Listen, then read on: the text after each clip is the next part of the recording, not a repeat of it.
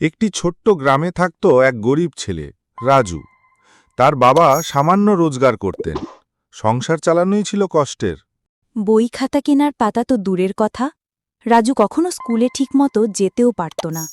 তবুও রাজুর মনে ছিল একটা প্রবল ইচ্ছা। সে শিখতে চায়, বড় হতে চায়। একদিন সে চুপচাপ দাঁড়িয়েছিল স্কুলের জানালার পাশে। ভেতরে অন্য ছেলেমেয়েরা ক্লাস করছে, রাজু শুধু তাকিয়ে আছে। তখন এক শিক্ষক তাকে ডাকলেন, এই যে ছোটু, ক্লাসে ঢুকছ না কেন? রাজু মাথা নিচু করে বলল, স্যার, আমার বই খাতা নেই, আমার বাবা গরিব।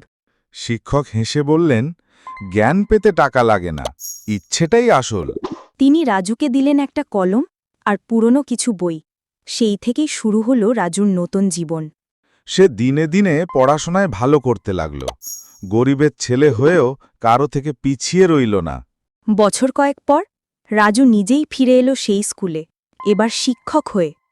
আজ সে অন্য রাজুদের শেখায়। তাদের বলে, একটা কলমও বদলে দিতে পারে জীবন। জ্ঞান টাকার মুখ চায় না, শুধু চায় একটুখানি আগ্রহ আর সাহস।